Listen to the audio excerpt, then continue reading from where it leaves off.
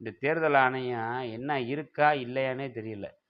டெய்லியும் காச குடுத்து பொம்பளை ஆளுகள கூட்டிட்டு ஏரியாக்குள்ள கூட்டம் கூட்டமா போறது. அது யாரு போறதுன்னா, இந்த சாக்கடையில நடக்கக்கூடிய இதே பெண்கள், ஆண்களே அந்த தேர்தல் பிரச்சாரத்துக்கும் போறான். அவன்ட்டயே காச வாங்கிக்கிறான். அவன்ட்டயே ஓட்ட போட்டுக்கிறான். அப்புறம் திருப்பி சாக்கடை வந்துச்சுன்னு ரோட மறிக்கிறான். திருப்பி அவனே வையிறான். திருப்பி அதே சாக்கடையில உட்காந்துக்கிறான். திருப்பி இந்த ஆஸ்பத்திரிக்கு செலவுக்கு போய் ஆஸ்பத்திரிக்கு செலவு பண்றான். எனக்கு காய்ச்சல் சரியில்லாதுன்னு. சரி ஆஸ்பத்திரிக்கு போறையில அரசாங்க ஆஸ்பத்திரிக்கு போ முடியுதா? பிரைவேட்டுக்கு தான் போ முடியுது. பிரைவேட்ல போயி காசு குடுத்து தான் அந்த ஊசி மருந்து போடுற. அரசாங்க ஆஸ்பத்திரி நீ வரி கட்டுறியே, ஏன் நான் போய் தனியார்ட்ட பார்க்கணும்? அந்த அறிவு நீ கேட்பியா? கேட்க மாட்ட.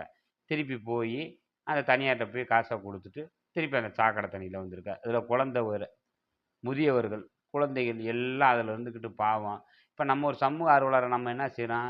அதிகாரிகளுக்கு பூரா மனு குடுக்குறோம். WhatsAppல புகார் பண்றோம். அந்த மக்கள் போராடுனா அவங்களுக்கு போய் துணை நிக்கிறோம். அதிகாரிகள பார்த்து பேசுறோம். அமைச்சர பார்த்து பேசுறோம். கலெக்டர பார்த்து பேசுறோம். கமிஷனர பார்த்து பேசுறோம். பேசினாலும், அவன் செவிடன் காதுல ஊதுன சங்கு மாதிரி ஊழு, ஊழு, ஊழு, ஊழுன்னு கேட்டுட்டு, அன்னைக்கு ஒரு நாள் நம்ம போராட்டம் பண்ற அன்னைக்கு வந்துட்டு வந்துர்றான். அதே நேரத்தில மீடியாவுக்கு பூராமே நம்ம தகவல் சொல்றோம். மீடியா வர்றாங்க. மீடியா என்ன பண்ண முடியும்? ஒரு பிரச்சனைன்னு நடந்தா பிரச்சனைய சுட்டிக்காட்ட முடியும்.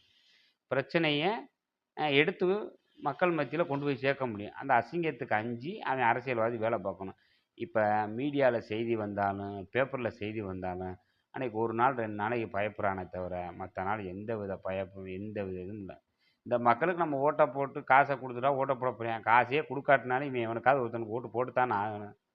அப்படின்னு சொல்லி அசால்ட்டா இந்த பிரச்சனையெல்லாம் தீரணும்னா, யாரு வரணும்? யாரு இத திருந்தணும்? மக்கள் திருந்தணும் மொத. நீங்க எந்த அரசியல்வாதி வந்தாலும், மக்கள் நல்லவனை பார்த்து ஓட்டு போடணும். கேட்டா சொல்லிருவான், "நல்லவன் யாருப்பா நல்லவன்? யாரு தான் நல்லவன்? இந்த நாட்டுல எவன்டா நல்லவன் இருக்கான்னு?" சொல்லிக்கிறான் நம்மட்டயே. நம்ம தான் நல்லவன். நம்ம போய் இந்த மக்களுக்காக குரல் குடுக்குறோம். நம்ம களத்துல நிக்கிறோம். நம்மட்டயே சொல்லுவான், "நல்லவனே இல்ல இந்த நாட்டுலங்கிறான்." அப்புறம் இவனுக்கு என்னத்த செய்ய? நம்ம வேலைய கெடுத்து, பொழப்ப கெடுத்து, இவனுக்காக போயி அலைஞ்சு திரிஞ்சு நம்ம போயிட்டு வர்றோம்.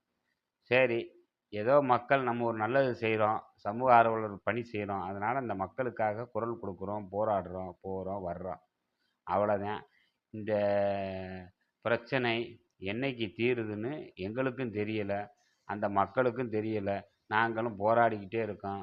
போய் மனுவ குடுத்துக்கிட்டே இருக்கோம். இந்த அரசியல்வாதிகள்ட்ட சொல்லிக்கிட்டே இருக்கிறோம். என்ன நடக்குது? எப்போ நடக்குது? இதுக்கு யாரு தீர்வு? யாரு வந்தா சரியா இருக்கும்? ஒண்ணும் தெரியல. பார்ப்போம். விரைவில் நல்லதே நடக்கும் என்ற நம்பிக்கையோடு மக்கள் பணியில் அயராது உழைக்கிறோம். இந்த மக்கள் ஒரு நாள் திருந்துவார்கள். நல்லவர்களை ஆட்சியில் அமர வைப்பார்கள். நல்லதே நடக்கும். நன்றி, வணக்கம்.